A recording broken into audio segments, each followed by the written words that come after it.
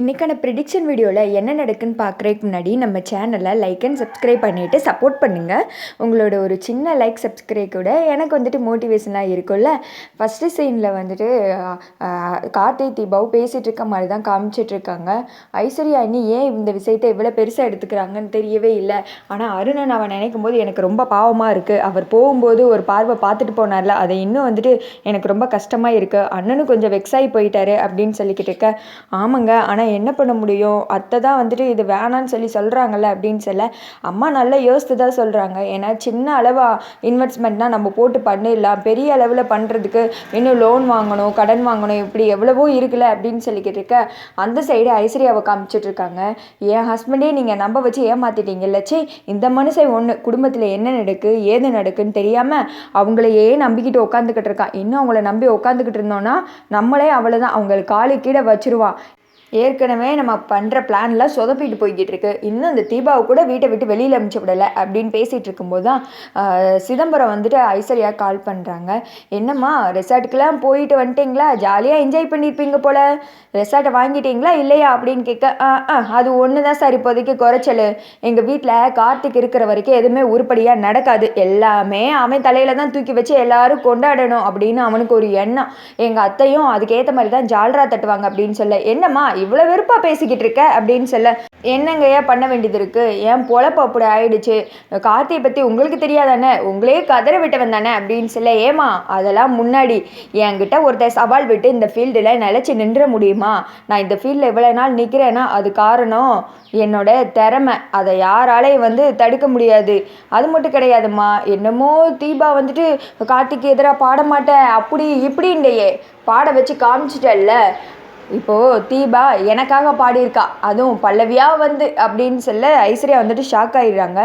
என்னங்க சார் சொல்கிறீங்க, எப்படி பாடினா, அவள் அப்படி பாடுற ஆள் கிடையாதே, கார்த்திக்கு எதிராக அவள் ஒன்றுமே பண்ண மாட்டேன்னு சொல்லிட்டு போயிட்டால அப்படின்னு சொல்ல, ஏமா அவளெல்லாம் எங்கே தட்டினா எப்படி என் வழிக்கு வருவான்னு நல்லாவே தெரியும், அந்த மாதிரி என்னோட காயினை நகட்டினேன், கரெக்டாக பாடிட்டு போயிட்டு அப்படின்னு சொல்லிட்டு சிதம்பரம் பண்ணுற பிளானெல்லாம் சொல்கிறாங்க. சார் சூப்பர் சார், கலக்கிட்டீங்க, என்னால் தான் ஒன்றும் பண்ண முடியல, என் ஹஸ்பண்டு தான் இந்த வீட்டில் தத்தியாக இருக்கார் அப்படின்னு சொல்லிட்டு நினச்சிட்டு இருந்தேன், ஆனால் அவளை வெளியில் அனுப்புறதுக்கு எனக்கு ஒரு நல்ல சான்ஸ் கிடச்சிருச்சு, பரவாயில்ல ஒரு இதில் தோற்றாலும் இன்னொரு இதில் நான் ஜெயிச்சிட்டேன், இதை வச்சே நான் அவளை எப்படி வீட்டை விட்டு வெளியில் அனுப்பிச்சி வரேன்னு பாருங்கள் அப்படின்னு சொல்ல, ஆமாம்மா ஒரு வகையில் நீ எனக்கு உதவி செஞ்சுருக்க, அதனால தான் இந்த விஷயத்தை நான் உங்ககிட்ட சொல்ல வந்தேன், அது மட்டும் கிடையாது, கார்த்திக்கு இந்த கான்ட்ராக்டும் கையை விட்டு போயிடுச்சு, அதனால கார்த்திக் தீபா மேலே பயங்கர கோவத்தில் தான் இருப்பான் பல்லவின்னு தெரிஞ்சிச்சுன்னா, அதனால உன்னோட பிளானை நீ நடத்துக்கோ அப்படின்னு சொல்லிட்டு கட் பண்ணிடுறேன். ஐஸ்வர்யா அந்த பக்கம் நின்றுட்டு யோசிச்சுட்டு இருக்காங்க. தீபா என்கிட்டே உன் ஆட்டத்தை காமிச்சல, இப்போ எப்படி அதே பல்லவின்ற பேர் எடுத்து உன்னை இந்த வீட்டை விட்டு வெளியில் அனுப்பிச்சு விட்றேன்னு பாரு அப்படின்னு சொல்லிட்டு யோசிச்சுட்டு இருக்கா. அந்த சைடு கார்த்தியத்தை காமிச்சிட்டு இருக்காங்க. பல்லவி தான் இந்த மாதிரி அவங்களுக்கு பாடி கொடுத்தாங்கன்னு சொல்லிட்டு தெரிஞ்சு மேஜிக்கல் என்டர்டெய்னர்ஸ் இருக்காங்கல்ல, அவங்க கான்ட்ராக்டை கேன்சல் பண்ணிட்டாங்க.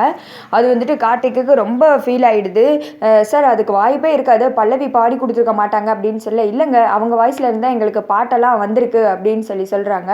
கார்த்தியால் நம்பவே முடியல, உண்மைதானா சார் அப்படின்னு சொல்ல, ஆமாம் அப்படின்னு சொன்னதுமே சரி சார் அப்படின்னு சொல்லிட்டு ஃபோனை கட் பண்ணிவிட்டு ஒரு மாதிரி யோசனையில் இருக்காங்க. தீபா என்னாச்சு சார் அப்படின்னு சொல்லிட்டு கேட்குறாங்க. பல்லவி என்னை நம்ப வச்சு ஏமாற்றிட்டாங்க அப்படின்னு சொல்ல தீபாவுக்கு தெரிஞ்சிடுது, சரி இதை பற்றி தான் சார் பேசுகிறாங்க அப்படின்னு சொல்லிட்டு ஒரு மாதிரியே யோசனையில் இருக்காங்க. எப்படி சார் சொல்கிறீங்க அப்படின்னு கேட்க, அந்த சிதம்பரத்துக்கு போய் பாடி கொடுத்துட்டாங்க, நான் அவங்கக்கிட்ட எத்தனையோ தடவை கேட்டேன், பாடுறது அவங்களோட உரிமை, அதில் நான் தலையிடவே மாட்டேன், அவங்க யாருக்காக வேணால் பாடலாம், ஆனால் என்கிட்ட நம்ப வச்சு சொல்லி நம்பிக்கை துரோகம் பண்ணிட்டாங்கல்ல, அதை என்னால் ஏற்றுக்கவே முடியல, இது துரோகம் தான், நம்ப வச்சு ஏமாத்துறாங்கன்னு கூட சொல்ல முடியாது, அவங்கள எந்த காலத்தில் நான் மன்னிக்கவே மாட்டேன், அப்பேற்பட்ட ஒரு துரோகத்தை அவங்க பண்ணியிருக்காங்க அப்படின்னு சொல்லிக்கிட்டு இருக்க தீபாவுக்கு இங்கே அடிவயிறுலலாம் பற்றி எரியுது. ஐயோ நம்மளை பற்றி தானே கார்த்திக் சார் இப்படி சொல்கிறாரு, அவர் மனசில் இப்படி ஒரு எண்ணத்தை கொண்டு வந்துட்டோமே, பல்லவி அப்படின்னு சொன்னால் கண்டிப்பாக வாக்கு கொடுத்தா காப்பாற்றுவாங்க அப்படின்னு சொல்லிட்டு எவ்வளோ நம்பிக்கை இருந்தார், அதை கெடுத்துட்டமே கார்த்திக் சார், இப்போ கூட ஒரு வார்த்தை என்னை பார்த்து கேளுங்க, நீ தான் பல்லவியான்னு கேளுங்க, கண்டிப்பாக நான் ஆமான்னு சொல்லிவிடுவேன் சார், அதுக்கடுத்து நீங்கள் என்னை இந்த வீட்டை விட்டு துரத்துனாலும் பரவாயில்ல, உங்கள் வாழ்க்கை விட்டு துரத்துனாலும் பரவாயில்ல, நீங்கள் என்ன முடிவெடுத்தாலும் அதை ஏற்றுக்க நான் ரெடியாக தான் சார் இருக்கேன், ஆனால் அதை எதையுமே நான் வேணும்னே பண்ணவே இல்லை, என்னோடய சூழ்நிலை அப்படி உங்களோட உயிரை காப்பாற்றுறதுக்காண்டி தான் நான் போய் பாடி கொடுத்துட்டு வந்துட்டேன் அப்படின்னு சொல்லிட்டு ரொம்ப ஃபீல் பண்ணிகிட்டு இருக்காங்க. என்னால் இன்னும் அதை டைஜஸ்ட் பண்ணவே முடியல. பல்லவியாக இப்படி பண்ணாங்க, என்னால் ஏற்றுக்கவே முடியலை. என்கிட்ட அவ்வளோ நம்பிக்கையை பேசினாங்க. நான் யாருக்காகவும் பாட மாட்டேன் சார், பாடினா உங்களுக்கு அண்டி தான் பாடுவேன், அப்படி இப்படின்னு எப்படிலாம் பேசினாங்க. அதை வந்துட்டு நம்பி ஏமாந்துட்டேன். அந்த பல்லவியை சிதம்பரத்து கூட செட்டு சேர்ந்துட்டாங்க. ரூபஸ்ரீ, கோகிலா எல்லாருமே சேர்ந்து போட்ட பிளான் தான் இது அப்படின்னு சொல்ல, சார் இல்லை சார் அப்படி மட்டும் கிடையவே கிடையாது, நீங்கள் அப்படி நினைக்காதீங்க அப்படின்னு சொல்லிட்டு பல்லவி பேசுகிற மாதிரி தீபா மனசுக்குள்ள அவங்க பதில் கொடுத்துட்டு இருக்காங்க.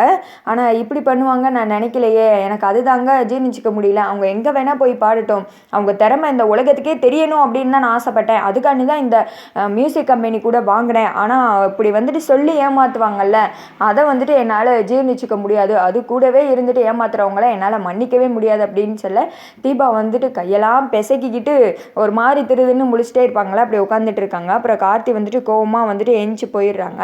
தீபா வந்துட்டு அடுத்த மீனாட்சி கிட்ட பார்த்துட்டு போய், அக்கா இந்த மாதிரி ஆயிடுச்சுல அப்படின்னு சொல்கிறாங்க. என்ன தீபா இந்த அளவுக்கு ஆயிடுச்சே அப்படின்னு சொல்ல, ஆமாக்கா எனக்கு என்ன பண்ணுறதுனே தெரியல. கார்த்திக் சார் எவ்வளோ ஃபீல் பண்ணி பேசினாரு தெரியுமா, பல்லவி மேலே இருக்கிற நம்பிக்கையே போயிடுச்சு. அவங்க வந்துட்டு என்னை நம்ப வச்சு ஏமாற்றிட்டாங்க, அதுக்கும் மேலே துரோகம் அப்படின்னு சொல்லிட்டாங்கக்கா. அவங்கள நான் எந்த காலத்துலேயுமே மன்னிக்க மாட்டேன் அப்படின்னு சொல்லிட்டாங்க அப்படின்னு சொல்ல, அந்த சிதம்பரம் எந்த அளவுக்கு பிளான் பண்ணியிருக்கான்னு பார்த்தியா தீபா? அது மட்டும் கிடையாது, நான் சொன்னாதான் நீ நம்ப மாட்டிக்க. நம்ம வீட்டிலேருந்து தான் யாரோ இந்த சிதம்பரத்தை ஹெல்ப் பண்ணுறாங்க. அந்த ஐஸ்வர்யா பேசுனதெல்லாம் பார்த்தே இல்லை, எனக்கு என்னமோ இவ தான் தோணுது அப்படின்னு சொல்ல, இனிமேல் நம்ம யார் மேலே சந்தேகப்பட்டு என்னக்கா பிரயோஜனம் சொல்லுங்கள், கார்த்திக் சாரே என்னை வெறுக்கிற மாதிரி ஆயிடுச்சு அப்படின்னு சொல்லிட்டு ஃபீல் பண்ணிக்கிட்டு இருக்க. அதோட பார்த்தீங்கன்னா இந்த வீடியோ வந்துட்டு முடிஞ்சிருது. நம்ம எக்ஸ்பெக்ட் பண்ண மாதிரி ஸ்டோரி வருதான்னு சொல்லிட்டு பார்க்கலாம். இப்போதைக்கு வந்துட்டு அடுத்த கட்டதாக தீபா தான் பல்லவி அப்படின்றது வந்துட்டு ரிவீல் ஆக போகுது. நீங்கள் என்ன நினைக்கிறீங்கன்னு கமெண்ட் பண்ணுங்கள்.